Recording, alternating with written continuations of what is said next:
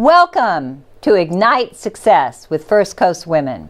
I'm Snowden McFall, your host, professional speaker and author. Ignite Success is all about women. And here you'll learn from terrific women who kindle new ideas, spark change, and fire up our community.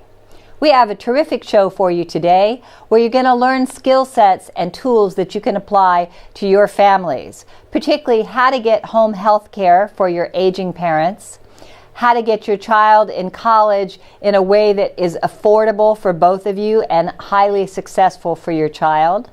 And you're going to learn how to tap into the master artist within you. And I'm going to teach you some tools on setting boundaries, saying no, and asking for help. So sit back, relax, and enjoy Ignite Success.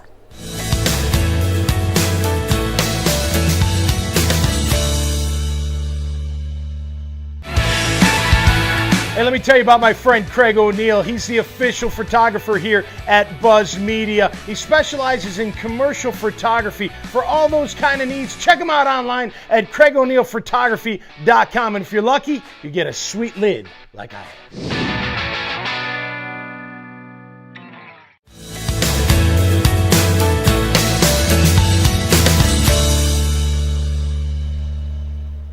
Welcome to the Fuel Your Fire segment. This week we have two women who are experts in their field, and they're going to share with you all the different things you need to know about keeping your senior loved ones at home and how to pay for that.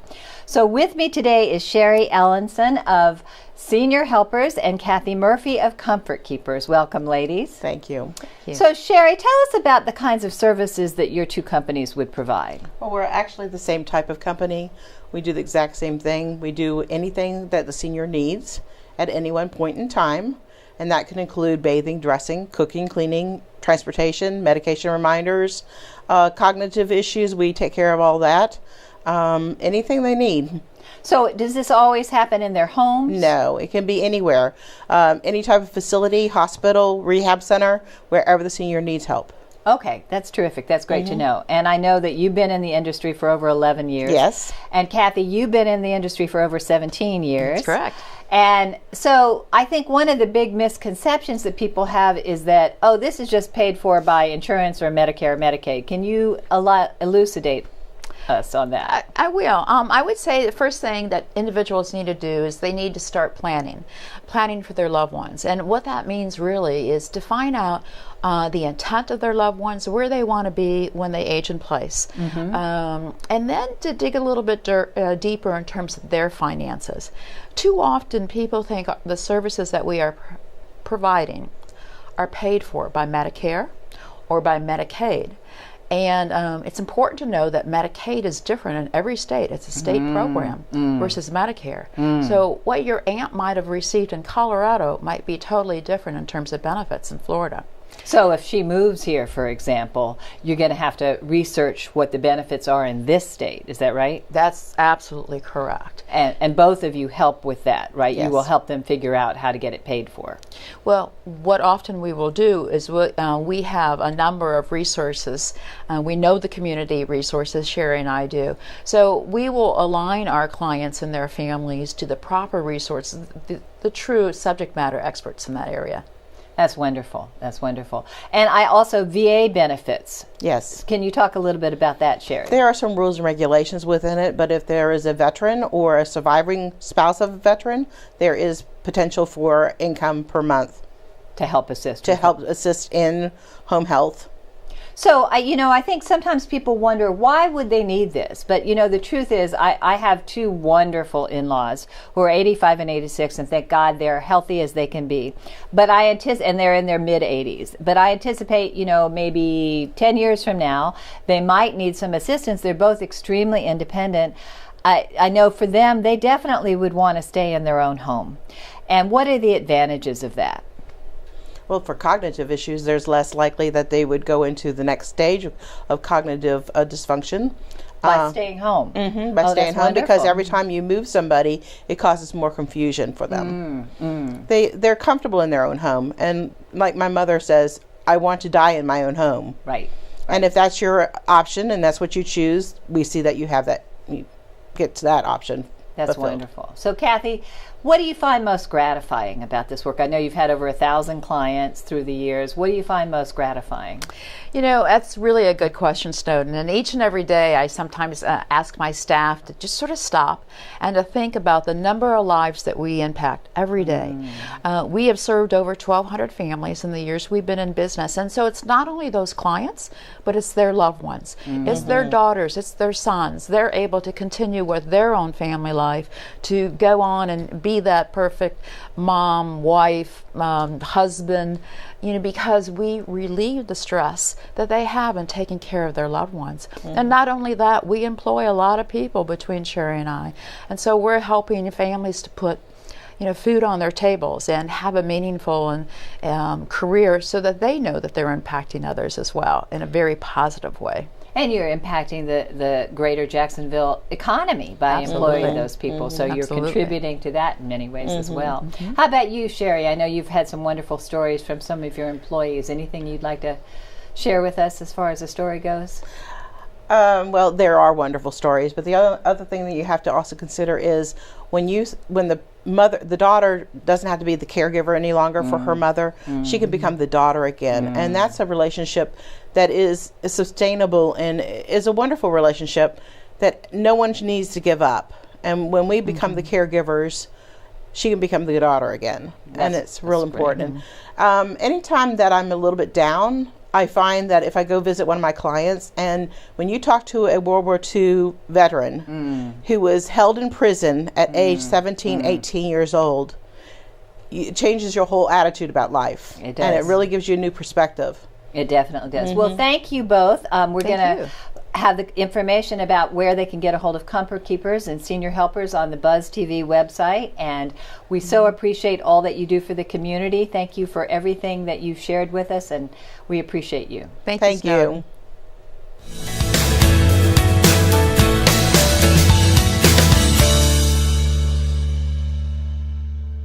Are you looking for a new employment opportunity, an employee opportunity, a company vehicle, paid holidays and vacations, a retirement plan? Please visit jackshandymanjobs.com. That's jackshandymanjobs.com to learn more and apply.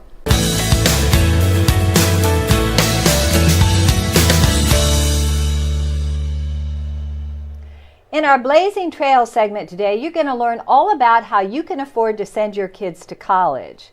With me today is Michelle Larson of Knowledge for College. Welcome, Michelle. Thank you. It's good to be here. So tell us about how parents these days, I mean, this is a big issue. I mean, I have nephews now, nieces and nephews who are going to college or planning what they're going to do, and they're looking at mountains and mountains of debt. Right. And parents who have multiple children and they want to send their kids to college, they want to do well by them, but they're looking at $100,000, $200,000 to do this. What can families do about that? So I believe in being prepared. So I feel like sometimes we're on this little conveyor belt, like, oh, they're juniors in high school or they're seniors in high school, and now we start looking for colleges, and we just look at kind of the name brand colleges. And what I'm saying is, let's take a step back and let's find out, I believe we go to college to get a job, so let's find out what the student is suited to do so we can get out in 4 years. Let's do some research on the best fit college, not only for the student but financially, and put a little research in it. You're about to spend $100,000, so let's take a little time and not just do it because it's time to do it. Let's put some thought behind it, and that's what I help families do. So we've all heard of people who, you know, the kid goes to college, they spend a year trying this, spend a year trying that, they're in college for 6 years. Right. You're trying to prevent that. Exactly, exactly. Usually the 5th and, dare I say, the 6th year are the most expensive college years that you can have. Wow. Okay. Yeah. So you started Knowledge for College 7 years ago, 8 years ago? Yes. So tell us about Knowledge for College and what you do. So what I actually do is I help families really manage the complicated funding and admissions process. So again, we start out working with the students one-on-one, helping them find the best fit college, talking about how to pay for college for all 4 years. So many of my families come in and say, okay, we've got the first year covered and we'll worry about next year. Well, next year always comes. It comes really fast too, right? You're not prepared. We end up panicking because we don't have a plan in place. So that's what we really help our families do. typically we can save our families $8,000 to $20,000 off their cost of college. So wow, and that's because you're doing advanced planning and analysis of what the students' interests are. How is it that you're able to save them that money? So finding the best fit is probably the critical piece, and finding out which schools are willing to give your child the most money, because that varies from school by school. Yes. And oftentimes people don't consider, for example, a private school because the sticker price is such that they say, my goodness, I couldn't afford $25,000, I'm not going to pay $60,000. Right. But what I show families is that sometimes those private schools are actually less out of pocket than the public schools, regardless of what the sticker price says. And why is that? That's because they have merit aid. And so if you take a smaller private school, let's say, who you have a bright student, for example, you take a smaller private school who wants to raise up their average scores, they're going to give you money to come there. Does that make sense? Oh, I see. So we have to find that good fit, and if it's not academic or athletic, I help them find the good fit and look for those schools that want their student and their kind of student, so we can maximize their aid award. So can you give us an example without saying the specific student's name, but let's call him Thomas. Okay. So can you give us an example of Thomas, one of the people that you've worked with, and what has happened as a result of that? Sure. I can think of one example from a couple of years ago. I had a young man come in, and he was very bright. Told me he wanted to go to Columbia and Stanford and locally, University of Florida. And so we were chatting, and I was talking to him about what he wanted to do, and he's going to go on to get his doctorate. And I said, well, you know, if you go, for example, to Columbia, it's filled up with people who are national merit finalists who match all your statistics. I said, why don't you try FSU or University of South Florida? Let's try a school that's going to be happy to have you. And believe it or not, they will roll out the red carpet for you. You know, and that's what we want. He got to meet with the president of the college. He got to pick his major. He got to go on a out of the country on a foreign trip. Yes, with the school. Oh, wow. So it's been fabulous, and he wouldn't have thought about that. They were prepared to pay $60,000 at Columbia, and we were able to show him how he could go for college for a lot less than that. The dirty little secret is, it doesn't matter where you go to college. Your major is more important than your college. And the major that you pick. That you pick. Before you even enter. Before you enter, or what you graduate with, I would say. Why? Because in hiring decisions, they look at your major rather than where you went to school. Really? Yeah, especially for an undergraduate degree. There's no reason to pay hundreds of $1,000s for an undergraduate degree.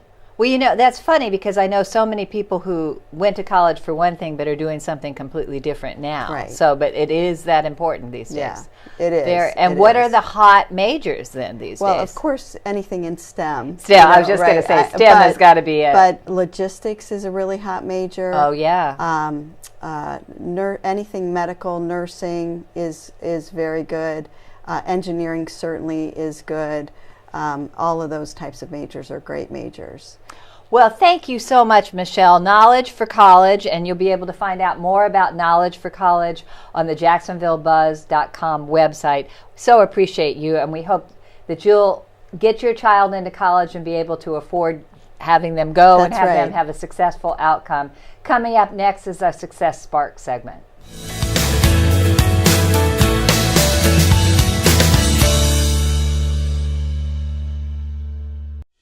Enjoy doing Home and Garden TV with you, but you know, you can't take Home and Garden TV in the car, in the boat, or out jogging. Thankfully, we have Home and Garden Radio. Home and Garden Radio shows heard every single Saturday from 6 a.m. until 8 a.m. on News 104.5 WOKV. Hope you'll join us then. And again, it's News 104.5 WOKV Saturdays, 6 a.m. till 8 a.m. See you then.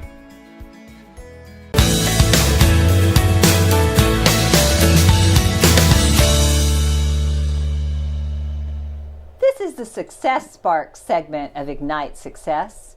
And with me today is Teri Tompkins. Teri is an internationally renowned artist. She's also an author of a new book called Master the Artist Within. And you're going to learn all sorts of things about how you can bring your artist to the forefront. Welcome, Teri. Hi, good morning. So, Teri, I know you do a wide variety of different kinds of paintings. You've had some environmental themes, you've done nature themes, and you do portraits. So, what inspires you? Oh, different things at different times. I love to paint people, and I also go out plein air painting a lot, so I love painting out in the environment. So I'm a little schizophrenic in that I tend to go back and forth between classical oil painting and a more illustrative style that's inspired by the environment, the Guardian series. Right. So, and I think we've got some examples of that that'll show up on the screen so people can see what your art is like. Right. And I know you were one of the few artists who were selected to go to Disney World. Well, Epcot. Epcot. Okay. Yes. So talk about that a little bit. Well, like you said, I was part of a group of artists invited to paint during the Arts in the Garden event. Fabulous. Yeah, for a few years. It was just amazing. We would go down and stay in a resort and just paint all day, like 9-hour days for 3 days in a row, and got to answer questions and let little kids come up and paint. And that was really fun. So we were outdoors doing plein air painting. So it was all about painting the environment live. And you do private commissions of people as well for portraits or for any kind of painting? Yes. And I run the figure session, the anatomy classes at the St. Augustine Art Association. So I'm always painting faces or people or bodies or teaching people to do that. And I'm also now the resident artist at Flagler Hospital. Oh, which is terrific. We provide art classes for people going through the cancer experience. So, oh, wow, because art is very healing. Yes, of course, on many levels, spiritually, emotionally, mentally, physically even. So I know you've written this great new book, Master the Artist Within. It's actually The Master Artist Within. Oh, I'm But you were up. close. Sorry. Close It's The enough. Master Artist Within. But if someone was looking it up on Amazon to buy it, it would be called The Master Artist Within, The Art and Science of Redirecting Creative Energy. So why did this? And by artist here, you're referring to writers, sculptors, painters, designers, any kind of art, right? Anything and everything can be an art form. The way you take care of your family, the way you plant a garden, plumbers, artists, actors, performers, writers in particular, and so why did they need to master? Why did they need to get in touch with the Master Artist Within? Well, they don't need to, but if they want to, then I have the perfect book. So what inspired the book? Well, it was based on my doctoral treatise, actually. I had a lifelong desire to learn, well, what is creative mastery? Why are some people born to be Mozart, Shakespeare, Da Vinci, whereas others of us just tend to struggle along? And I wanted to find the source of divine inspiration and that kind of mastery that seems to produce works that become more magical with time. Rather than being temporarily fashionable or temporarily impressive, they stand the test of time because they have that soul energy that just continues to uplift people generation after generation. So often I know, I mean, as an author, and they talk about writer's block, and they, and so that kind of concept, writer's block, occurs for every kind of artist. Is that right? Absolutely, it does. And part 2 of the book, I break it down to 12 different kinds of creative blocks, fears, challenges, limitations, and then in part 3 of the book, people will find techniques and exercises for actually transforming the energy of those creative limitations into their next level of creative mastery. So you shift. Yes. So it not only dissipates the creative fears or whatever the challenge is, but it actually transforms the energy into new creative ability. So it's kind of amazing how it works. Well, that's wonderful. I mean, I know that I know the book is terrific. I've read it. It's wonderful, and there's a lot of great tips and tools for any of you artists out there. And I know you also are the resident artist at Neff's Jewelers. Is that right, in St. Augustine? Well, My work is shown. They represent me, Neff Okay. Jewelry and Gallery in St. Augustine. It's at 7 Rhodey Avenue in St. Augustine. And in fact, I'm going to have a book signing the next couple of Uptown Saturday night sessions. We're open late till 9 o'clock the last Saturday of the month. Terrific. So I'll be showing my work and doing a book signing there. And I feel really lucky to show there because there's an amazing goldsmith, Dan Neff, always creating beautiful works. And Jan, his wife, is the gemologist and a jewelry designer as well. And so there's a lot of creative mastery going on in this place. So please Wonderful. come see us. Well, you'll find out more about Teri when you go to the JacksonvilleBuzz.com, and you'll find out her website and how to get in touch with her. Thanks for sharing your beautiful art with us, and we hope that it will help you connect with the master artist inside. Coming up next is Keep the Fire Burning.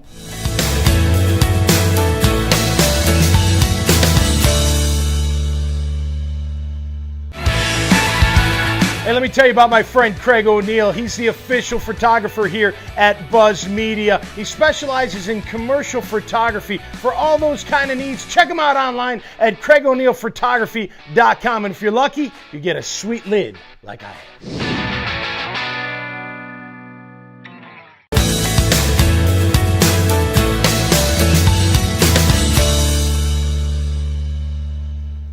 This is the Keep Your Fire Burning segment, and I want to talk today about you. Yes, you. You are a powerful, dynamic woman who gets things done, but you're busy. You may be managing a department or running your own company or moving up the ladder in your career. You probably have children that you have to take care of, a husband or a partner. You may also be involved with the care of your elderly parents. You're involved with nonprofit work, you volunteer perhaps at your child's school, and you try and fit in some of your exercise as well.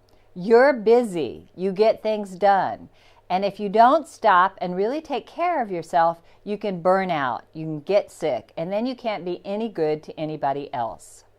So I want to talk today about one of the issues that I see with women all over the country and some of my coaching clients, and it shows up in terms of not setting boundaries. Boundary setting is so important. Learning how to say no. And it shows up like this. You, because you're a busy, effective person who accomplishes a great deal, are asked to be on other boards of directors, other committees, take on additional work at the office. And so you have to learn a graceful and easy way to set limits for yourself so that you can honor yourself and your time and do your work with excellence. I get asked to be on a lot of boards. I serve right now on several boards of directors, and I also do a lot of different kinds of service and community work. So when someone asks me, as they did on Monday, to be on another committee or another board of directors, I've learned this technique that may be useful for you. What I say is, thank you so much for asking me. I'm honored and humbled. However, I have a great deal on my plate right now, and I can't give your organization the kind of attention and service that it deserves. I'm happy to recommend someone else, or you can ask me again in a year. Thank you so much. Hopefully that's a graceful and easy exit, and I've had some of my coaching clients try it and it's worked well for them. If you get asked at work to do something that is not in your normal frame of reference and your description of your job, you have a choice. Is it something that will enhance and elevate your career? For example, if you get asked by your boss or a major client to take on another project, you may opt to do it. But if it's just somebody else shoving their work onto you, politely push back and say, I'm sorry, I'm very busy with XYZ project. I can't do that for you at this time. And you can maybe let them know when you would be available or just say no. Another skill set that goes hand in hand with this is asking for help. Sadly, women do not do that nearly enough. We need to ask for help clearly, specifically, and gratefully. So it might show up like this. Let's say you've just landed a big account and you're going to be very busy. You may even be late getting home for dinner.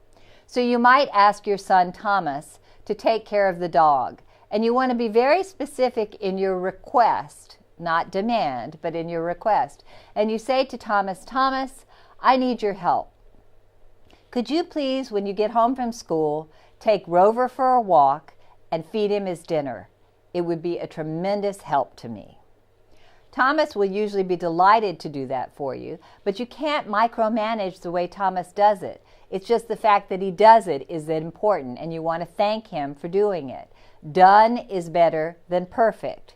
Same thing at the office. If you need help from one of your coworkers, colleagues, team members, or employees, you say, for example, Susan, I need your help. Could you please assist me with doing the statistical analysis and research on XYZ? I need that by, and you give them a date, and you tell them what format you want it in. And when Susan delivers it back to you, you thank Susan profusely and tell her how much you appreciate it. At home, ask your husband or partner for help as well. Let them know what's going on in your life and say to them, I need your help. I'm not going to be able to get dinner on the table this next month like I normally do. Could you please help make dinner 3 nights a week? Maybe we could get a meal service. Maybe we could do takeout. Maybe we could have one of those grocery services that comes in with pre-made meals. Find solutions. Usually our partners are delighted to help us if they know what's going on. So the key here is to be specific, not try and micromanage it, not be the control freak, and spend time thanking the people who help you out. I want you to continue to be able to do all the great things that you do. So learn how to say no, set boundaries, and ask for help, and keep your fire burning.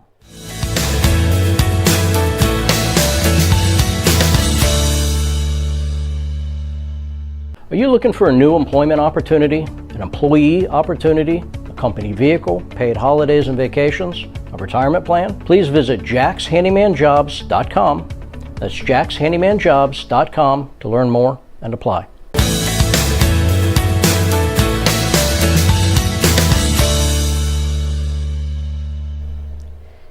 This is Ignite Success from Buzz TV. We hope you've enjoyed the show today. You've had an opportunity to learn all about how you can get the home care your parents need covered and paid for, and what kinds of services you want to have from that. You've also learned about innovative ways to approach sending your child to college and finding ways to make it affordable. And you've learned about tools that can help you access the master artist within. I've shared with you some information about saying no, setting boundaries, and asking for help.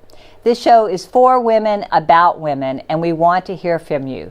So please enjoy what we have to offer, share the practical tips and tools, and ignite your success.